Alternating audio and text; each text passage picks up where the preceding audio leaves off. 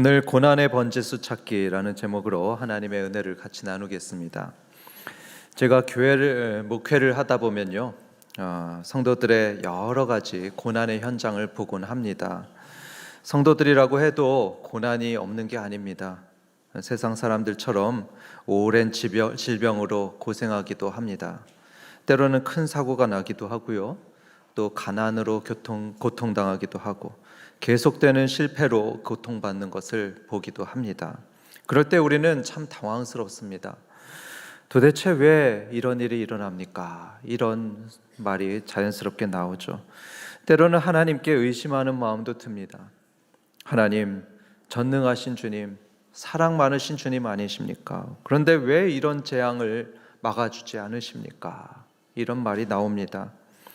이렇게 우리는 고난의 이유에 대해 종종 궁금해하는데요. 그런데 성경을 보면 이 질문에 대해서 비교적 명확하게 답을 하고 있는 것을 보게 됩니다. 고난의 이유로 성경은 크게 세 가지를 답하고 있는데요. 그 세 가지는 훈련과 징계와 악한 영의 역사입니다. 훈련과 징계와 악한 영의 역사, 이 세 가지 이유로 인해서 고난이 옵니다. 우리는 이 셋 중에서 나에게 해당하는 이유가 뭔지, 나의 고난에 대한 그 이유가 뭔지 그 번지수를 잘 찾아야 됩니다. 고난의 번지수, 그걸 제대로 찾는 것이 우리의 할 일입니다. 예를 들어서 허리가 아프면 척추 정형외과에 가곤 하죠. 또 목이 아프면 이비인후과로 가야 하듯이 내가 겪는 그 고난의 이유, 그거를 제대로 찾아야 거기에 맞는 해결책도 찾을 수가 있습니다. 그래서 이제부터 성경에서 말씀하는 고난의 세 가지 이유를 우리 함께 살펴보고자 합니다. 그래서 혹시 지금도 고난을 겪고 계신 분이 있다면 이 말씀을 통해서 자기의 고난이 어떤 이유에서 오게 되었는지 그걸 잘 분별하고 그에 따라 지혜롭게 대처하는 그런 은혜가 있기를 주님의 이름으로 축원합니다. 첫 번째입니다. 첫 번째로 우리가 겪는 고난의 이유는 훈련일 수가 있습니다. 하나님께서 우리를 훈련시키기 위해서 그런 고난을 허락하시는 것입니다. 신명기 8장 2절부터 5절에 그런 하나님의 훈련이 잘 나타나 있는데요. 우리 함께 보도록 하겠습니다. 세 번역을 준비했습니다. 당신들이라고 되어 있는데 이 신명기 8장 2절에 당신들은 이스라엘 백성들을 의미합니다. 이스라엘 백성들이 광야를 지나온 40년 동안 주 당신들의 하나님이 당신들을 어떻게 인도하셨는지를 기억하십시오.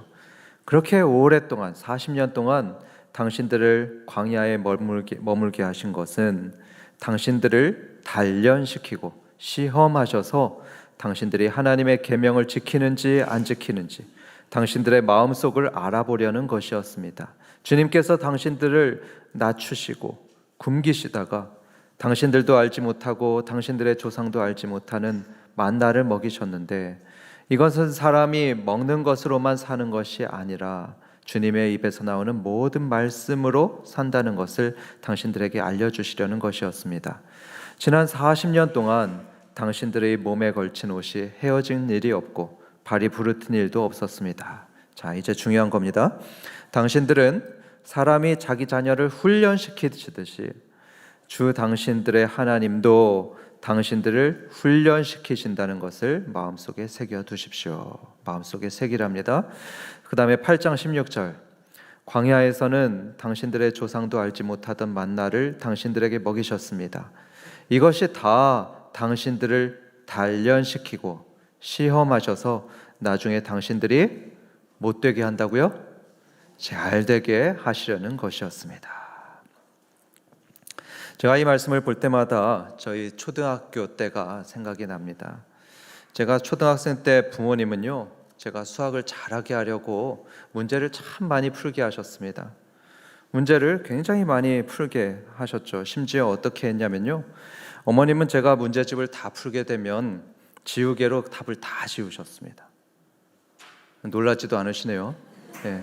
문제집 다 풀면 그거 지우개로 다 지우시고요, 그걸 또 풀게 하셨죠. 풀면 지우고 또 풀면 또 지우고 또 반복했죠. 반복 훈련을 했습니다. 아버지도 그러셨습니다. 전에도 말씀드린 적이 있는데요. 제가 초등학교 4학년 때 저는 비례식이 정말 이해가 안 됐었습니다. 비례식 아시잖아요. 1대2는 2대4다. 뭐 이런 식으로 비례식이 있는데 저는 그게 정말 이해가 안 됐었습니다. 제가 머리가 그렇게 나쁘질 않거든요. IQ가 좀 높습니다. 아시면 좀 놀랄 겁니다. 그런데 비례식이 그렇게 이해가 안 되는 겁니다. 틀리고 또 틀리고 그랬었습니다. 그때 아버지는 엄하게 말씀하셨죠. 다시 해라, 다시 풀어, 엄하게 말씀하셨습니다. 저는 결국에 눈물을 펑펑 쏟으면서 다시 도전해서 풀었고요. 결국엔 비례식을 다 이해했습니다. 그래서요, 여러분, 제가 초등학교 때 꽤 공부를 잘했습니다. 예, 잠실중학교 수석 입학. 예, 대학교가 아닙니다. 고등학교도 아니고 중학교. 예. 여러분 자녀들도 그런 경험이 있을 겁니다. 어제 우리 교회에서 어린이 대회가 있었는데요. 지난주에 제가 보니까 우리 선생님들이 참 열심히 아이들을 지도하시더라고요. 밤 10시까지 애들을 막 훈련을 시키셨습니다. 그렇게 훈련을 시키니까 정말 많은 상을 우리 아이들이 받았었죠. 이처럼 훈련은 힘들기는 하지만 또 고되기는 하지만 정말 좋은 것입니다. 그래서 하나님은 이스라엘도 훈련시키셨습니다. 하나님께서 눈동자같이 아끼시고 보배처럼 여기시는 이 이스라엘을 아주 강하게 훈련시키셨는데요. 그 훈련장이 어디냐 하면 바로 광야였습니다. 마실 물이 전혀 없는 광야, 먹을 것도 하나도 없는 광야로 보내셔서 거기서 무려 40년을 지내게 하셨죠. 그래서 거기서 이스라엘은 매일마다 하나님이 주시는 만나, 하나님이 주시는 물만 먹고 살았습니다. 그리고 제대로 된 칼도 없고 또 방패도 없는데 오직 하나님이 주시는 전략을 가지고 이웃 나라들하고 싸웠죠. 그런 삶을 무려 40년 동안이나 살아왔습니다. 그 이유가 뭐라고 하죠? 단련이라고 했고요, 훈련이라고 말씀하셨습니다. 마치 사람이 자기 자녀들을 훈련시키듯이 하나님도 훈련시키는 거라고 하셨습니다. 그리고 그 훈련의 목적은 잘 되게 하려고 했다고 하죠. 잘 되게 하려고 한 것입니다. 이스라엘이 약속의 땅에도 들어가게 하고 또 최고로 복된 민족이 되게 하기 위해서 그래서 광야의 훈련을 시켰다는 거죠. 만약에 광야가 없었다면 이들은 약속의 땅도 없었을 것입니다. 그래서 오늘 성경 말씀에 이렇게 말씀하죠. 시편 119편 71절에 고난당한 것이 내게 뭐라고요? 유익이라. 이로 말미암아 내가 주의 율례들을 배우게 되었나이다. 우리는 보통 고난당하는 것을 불행이라고 생각을 합니다. 그런데 실제로는 우리에게 유익이라는 것이죠. 우리에게 유익하고 좋은 것이 바로 하나님의 훈련입니다. 여러분, 운동선수들 보면 어떻습니까? 운동선수들 발이 엄청 부르터 있죠? 부르트고 찢어지고 터질 정도로 정말 고된 훈련을 합니다. 하지만 그렇게 해서 그들은 결국에 금메달도 따고 또 챔피언이 되는 것입니다. 마찬가지로 우리도 영적 훈련을 제대로 받게 되면 우리도 달라집니다. 영적 챔피언으로 우리는 성장하게 됩니다. 마치 해병대원들처럼 세상의 어떤 어려움과 공격에도 끄떡하지 않는 그런 맷집이 생기고요, 영적인 근육이 아주 단단하게 지게 되는 것입니다. 그렇다면 성도 여러분, 이렇게 하나님이 우리를 훈련시키시며 고난을 주시는데 그때 우리는 어떻게 해야 될까요? 야고보서 5장을 보면 두 가지 대처법이 나오는데요. 여러분 한번 따라해 보겠습니다. 참으라, 기도하라. 참으라, 기도하라. 이것이 우리의 반응입니다. 야고보서 5장 7절과 8절입니다. 형제들아, 주께서 강림하시기까지 길이 참으라. 보라, 농부가 땅에서 나는 귀한 열매를 바라고 길이 참아 이른 비와 늦은 비를 기다리나니 너희도 길이 참고 마음을 굳건하게 하라. 주의 강림이 가까우니라. 여기 보면 농부의 비유가 나오는데요. 농부가 귀한 열매를 맺기 위해서 사과도 맺고 또 배도 맺고 이러기 위해서 어떻게 한다고 합니까? 길이 참는다고 하죠. 때가 될 때까지 길이 참아서 추수할 때는 귀한 열매를 맺는다, 이렇게 말씀합니다. 마찬가지로 우리도 고난을 참게 되면요, 귀한 열매를 맺게 될 것입니다. 참고로 성경에 나오는 인내라는 단어는요, 헬라어로 휘포모네라고 하는데요, 그거를 분석하면 휘포 해가지고 아래라는 뜻입니다. 무엇 아래. 그리고 모네 하면은 remain, 머무르다 이런 뜻인데요, 그걸 합쳐가지고 어디 밑에 머물러 있는다, 이런 뜻이 됩니다. 다시 말해서 어느 자리에 머무르는 것, 고난이 오고 역경이 와도 그 자리에 머무르는 것, 그게 바로 인내입니다. 꼭 참으면서 머무르고 꼭 참으면서 자리를 지키는 것, 그게 바로 인내입니다. 그래서 목장에서 아무리 힘들어도 목자 자리를 지키고요, 직장에서 어떤 어려움이 있어도 팀장 자리를 지키고 또 부모 자리 지키고, 그렇게 자기 자리를 지키면서 맡은 일들을 묵묵히 하는 것, 그게 바로 인내입니다. 하나님은 그걸 우리에게 기대하십니다. 우리가 인내하기를 기대하시고요, 길이 참기를 기대하십니다. 그래서 훈련을 잘 참고 견디셔서 인생의 귀한 열매를 맺으시고 결국에 잘 되시는 복을 받기를 여러분 주님의 이름으로 축원합니다. 두 번째는 기도하라고 했죠. 야고보서 5장 13절의 말씀입니다. 너희 중에 고난 당하는 자가 있느냐? 그는 뭐 하라고요? 기도할 것이요 합니다. 그래서 여러분, 고난 당하고 계십니까? 혹시 너무 힘든 훈련을 받고 계십니까? 그렇다면 무엇보다도 기도해야 됩니다. 여러분, 기도해야 됩니다. 기도해야 우리는 감당할 힘을 얻고요, 또 기도할 때 우리는 고난 중에도 기뻐하고 감사할 수 있습니다. 방금 제가 참아야 된다고 말씀드렸는데요, 사실 참는다는 것도 인간의 힘으로는 참 어렵습니다. 그렇지 않습니까? 참는 게 이게 인간 힘으로는 잘 되질 않습니다. 그런데 기도할 때 우리는 참을 수 있습니다. 그래서 바라기로는 인내하시고 기도하심으로써 고난의 훈련을 잘 받으시는 그런 한밭 성도들 되시길 주님의 이름으로 축원합니다. 이제 두 번째 고난의 이유를 말씀드리겠습니다. 고난의 두 번째 이유는 징계입니다. 우리가 잘못하게 되면 그걸 고치려고 하나님께서 벌을 주시죠. 징계하십니다. 그런 훈육의 의미에서 하나님은 고난을 주실 때가 있다, 이런 말씀이죠. 히브리서 12장이 바로 대표적인 말씀인데요, 같이 보겠습니다. 히브리서 12장 5절부터 8절. 내 아들아, 주의 징계하심을 경히 여기지 말며, 징계라고 하죠.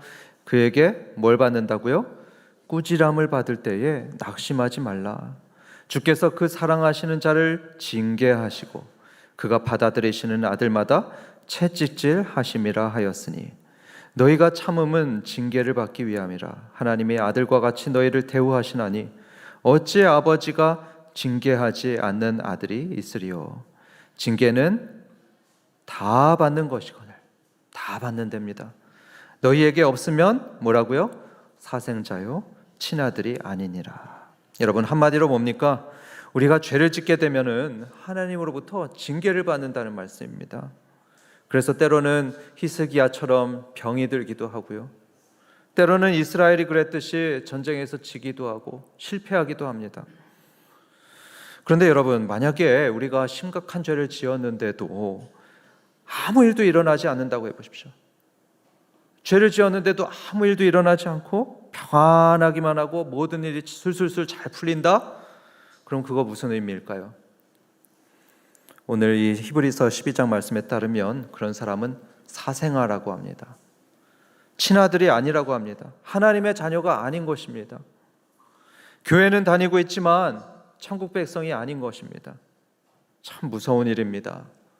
기껏 교회에 다니고 있고 또 예배도 다 드리고 있는데 그 사람은 하나님 자녀가 아닌 것입니다. 하지만 정말로 하나님의 아들이고 딸인 사람은요, 죄를 짓게 되면 징계를 받습니다. 먼저 말씀을 통해서 하나님으로부터 꾸지람을 받고요, 꾸지람을 받는데도 안 들으면 그러면 육체적인 고통이 따르고 정신적인 고통이 따르게 됩니다. 이게 하나님의 자녀라면 당연하다는 것을 우리는 반드시 알아야 됩니다. 또 한 가지 우리가 알아야 될 게 있는데요. 그게 뭐냐면 하나님이 징계하실 땐 먼저 경고를 하신다는 사실입니다. 하나님은 우리를 징계하기 전에 먼저 경고를 하셔서 우리가 징계를 받느라고 그렇게 고난을 당한다는 걸 우리가 알게 하십니다. 구약 이스라엘 백성들을 보면 항상 그랬습니다. 하나님은 이스라엘이 우상 숭배하고 또 불순종하게 되면 징계를 하시죠. 그런데 징계하시기 전에 먼저 경고를 하셨습니다. 너네 그러지 말아라. 너네 그러면 망한다. 경고하셨습니다. 그러니까 이스라엘은 이제 벌받고 징계받게 되면은 자기들은 알았습니다. 왜 자기들이 이렇게 징계를 받는지 이들은 알았습니다. 그래서 우리도 만약에 우리의 죄 때문에 우리가 징계를 받게 되면요, 우리는 스스로 알 겁니다. 마음에 짚히는 게 분명히 있을 겁니다. 하나님이 경고하셨던 거 그게 생각나고요, 말씀에 불순종하고 또 죄 지었던 게 생각나고 우리 양심에 걸리는 게 분명히 생각날 겁니다. 그렇다면 여러분, 아까 고난이 유익이라는 그런 시편 말씀을 들었는데요, 이번 경우에도 과연 우리에게 유익이 있을까요? 그렇게 징계를 받는 것이 우리에게 유익이 있을까요? 그렇습니다. 유익이 있습니다. 하나님이 우리를 징계하시고 또 고난을 주실 때에도 유익이 있습니다. 어떤 유익이 있느냐? 우리가 거룩을 회복합니다. 우리의 거룩을 회복하고요, 다시는 죄를 안 짓게 만드는 그런 중요한 계기가 됩니다. 이게 바로 하나님이 우리를 징계하시는 주된 목적이죠. 하루는 아들이요, 이웃집 창문에 돌을 던져가지고 깼다고 한번 가정해 보겠습니다. 아니면은 이웃집 아들한테 돌을 던져가지고 그 머리가 깨지게 했다고 한번 상상을 해보죠. 그러면 여러분, 사랑하는 아들이 한 거니까 그냥 아무 일 없다는 듯이 넘어가시겠습니까? 너무 사랑하는 아들이 했으니까 그냥 조용히 넘어가겠습니까? 그러지 않으시죠? 아들을 부를 겁니다. 불러서 꾸짖고요, 또 벌을 세울 겁니다. 여러분, 맞습니까? 왜 그렇게 하겠습니까? 그 이유는 다시는 그러지 않도록 하기 위해서죠. 다시는 그러지 않도록. 하나님께서도 마찬가지입니다. 우리가 잘못했을 때 하나님이 매도 드시고 고난도 주시고 훈육하시는 이유도 그렇습니다. 우리가 다시는 같은 죄를 짓지 않게 하시고 거룩하게 살기 위해서 하나님이 그렇게 매를 드시는 겁니다. 그렇다면 이 두 번째 고난의 경우엔 우리는 어떻게 대처해야 될까요? 우리가 잘못해가지고 하나님께 징계를 받을 때 그때 우리는 어떻게 해야 될까? 우리는 회개해야 됩니다. 회개가 정답입니다. 사춘기 아들을 키워본 분들은 이런 경험이 있을 겁니다. 여러분, 초등학생 때까지는요, 부모가 벌을 주면요 막 눈물을 흘립니다. 막 힘들어가지고 눈물을 흘리면서 잘못했어요 이렇게 합니다. 그런데 여러분, 중학생 아들을 체벌하면 어떤지 아십니까? 굉장히 무섭습니다. 아주 무섭습니다. 아주 막 눈을 부릅뜨고서요, 이까지 벌 내가 못 받을 줄 알아요? 막 이런 식으로 무섭게 행동합니다. 때로는 대들기도 합니다. 내가 뭘 잘못했는데요? 이러면서 막 대들기도 합니다. 여러분, 우리가 죄를 지어서 하나님께서 징계하시는데요, 그 사춘기 아들처럼 이까지 고난 제가 이겨내고 말 겁니다 이러면 되겠습니까? 아닌 거죠. 하나님, 저를 이렇게 훈련시키시니 감사합니다 기뻐하면서 감사하면 되겠습니까? 그것도 아닙니다. 하나님, 왜 저에게 이렇게 시련을 주십니까? 원망하고 불편하면 될까요? 그것도 아닙니다.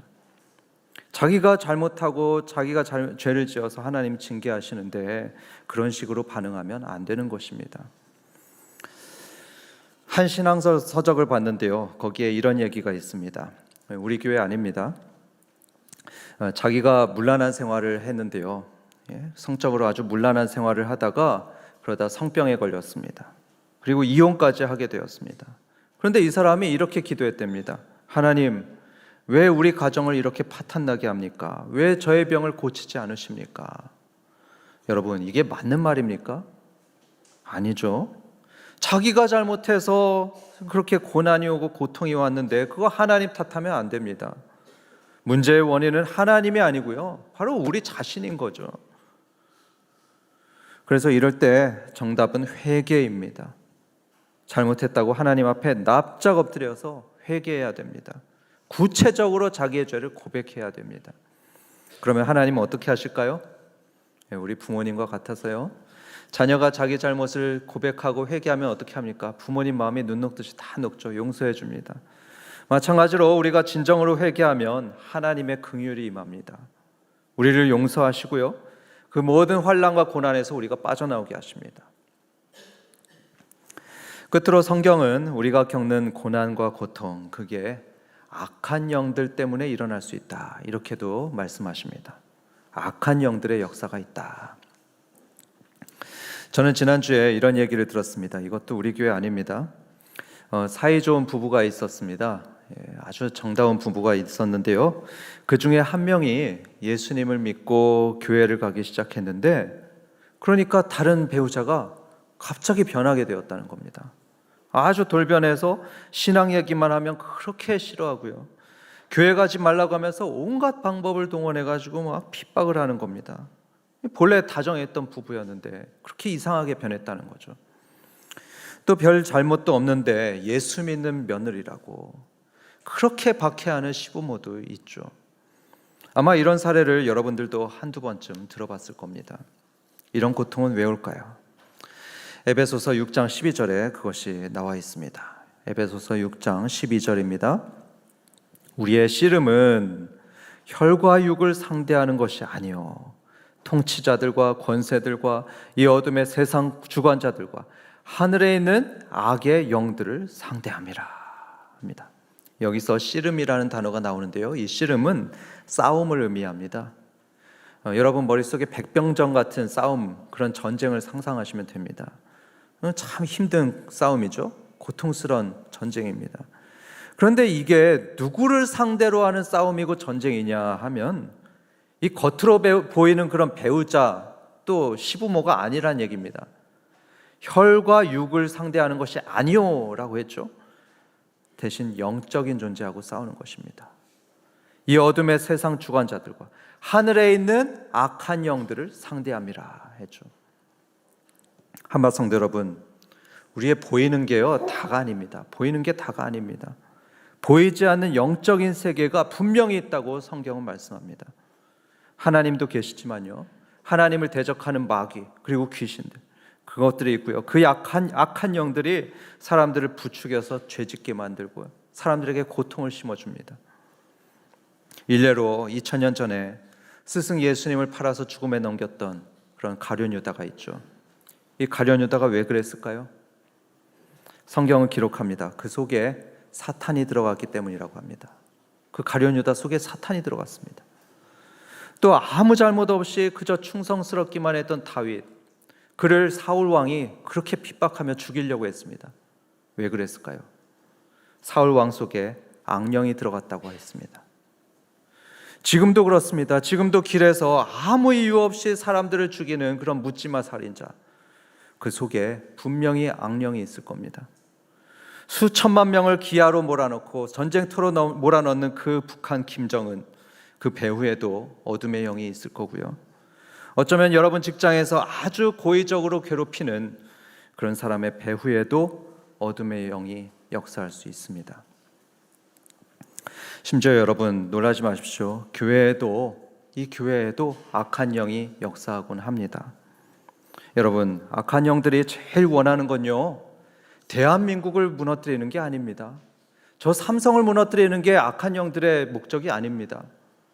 그보다는 하나님의 교회, 하나님이 가장 아끼시는 이 교회를 무너뜨리는 게 이 악한 영들의 소원이고 가장 원하는 것입니다. 그래서 그들은 모든 힘을 다해서 이 교회를 무너뜨리려고 합니다. 우리 예수님의 소원이 뭡니까? 교회를 하나 되게 하는 것입니다. 그런데 이 악한 영들은 교회가 하나 되지 못하도록 분란을 일으키고 찢어지고 갈라지게 만듭니다. 그게 악한 영들의 역사죠. 여러분, 이렇게 악한 영이 우리에게 고통을 줄 때 우리는 어떻게 대처해야 되겠습니까? 첫 번째로 기도와 말씀과 금식이 답입니다. 따라해 보겠습니다. 기도와 말씀과 금식. 기도와 말씀과 금식이 답입니다. 여러분, 세상의 무기로는요, 영적 전쟁에서 승리할 수가 없습니다. 영적인 공격에 대해서는요, 영적으로 맞서야 됩니다. 그래서 우리는 기도와 말씀과 금식으로 그들을 대적해야 됩니다. 에베소서에 보면 하나님의 전신갑주를 얘기하죠. 하나님의 전신갑주를 취해서 입어라, 싸워라, 이렇게 여러 절에 걸쳐서 말씀하고 있는데요, 그걸 요약하면 기도와 말씀과 금식입니다. 기도와 말씀과 금식, 다른 방법이 없습니다. 영적 공격이 온다 싶으면요, 기도의 자리에 나가야 되고요, 말씀의 자리에 나가야 됩니다. 그런데도 안 되면 금식하면서 기도하는 것입니다. 여러분, 이런 방법이 겉으로 볼 땐 아무것도 아닌 것 같죠? 아무것도 아닌 것 같이 보이고 힘없이 보일 겁니다. 하지만 이 기도와 말씀과 금식이야말로 가장 강력한 무기라고 성경은 말씀하고 있습니다. 예수님도 어땠습니까? 마귀를 물리치실 때 말씀으로 물리치셨습니다. 그 강력한 마귀를 말씀으로 물리쳤고요, 또 금식과 기도 외에는 이런 능력이 나올 수 없느니라, 그렇게 말씀했습니다. 그래서 사랑하는 성도 여러분, 영적인 공격이 여러분에게 올 때는요, 기도와 말씀과 금식, 이거 꼭 기억하시고 마귀와 싸워서 이기시기 바랍니다.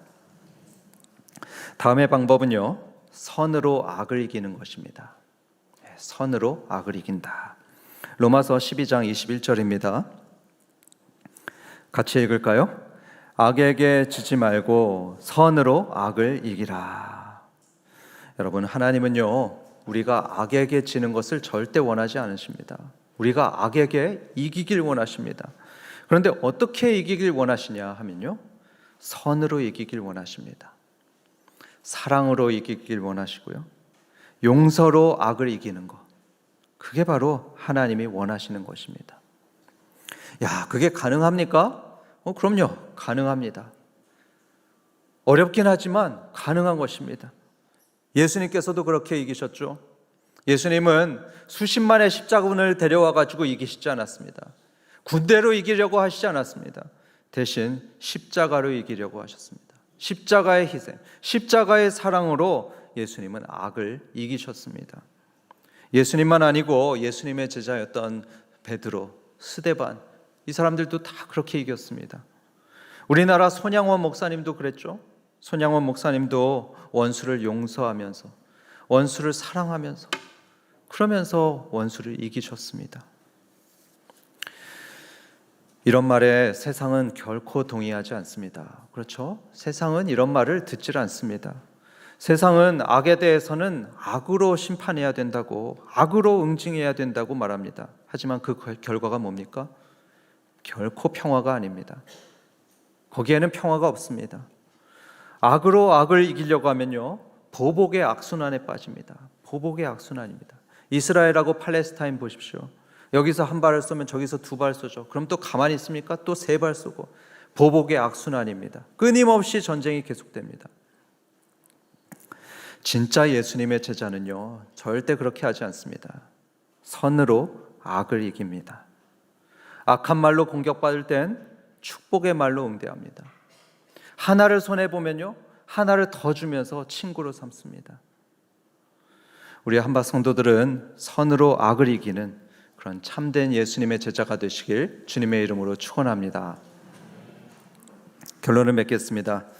우리가 겪는 고난에는 크게 세 가지 이유가 있다고 들었습니다. 첫 번째는 하나님의 훈련 때문일 수 있고요, 두 번째로는 우리가 잘못해서 하나님이 징계하는 것일 수 있고요, 세 번째로는 악한 영들이 우리를 공격하는 것일 수 있습니다. 고난이 올 때, 여러분에게 고난이 올 때 이 고난의 번지수를 잘 찾아야 됩니다. 그래서 고난 앞에 두려워하지도 마시고 쉽게 원망하지도 마시고 믿음으로 대처하시기 바랍니다. 하나님은요, 감당할 만한 고난 외에는 절대로 주시지 않는다고 했습니다. 그리고 또 그런 감당할 수 없는 것이 올 때에는 피할 길을 내신다고 고린도전서 10장 13절에서 말씀합니다. 그렇기 때문에 여러분, 우리는 감당할 수 있는 것입니다. 감당할 수 있다, 이렇게 믿으시고 믿음으로 승리하는 여러분 되시기 바랍니다. 그리고 여러분, 우리는요 절대로 혼자 싸우는 거 아닙니다. 절대로 혼자 싸우는 게 아니고요, 전능하신 하나님께서 우리의 대장이 되시고요, 예수님께서 우리를 위해서 쉬지 않고 중보하신다고 했습니다. 쉬지 않고 중보하시면서 우리를 끝까지 견디도록 주님께서 도와주실 것입니다.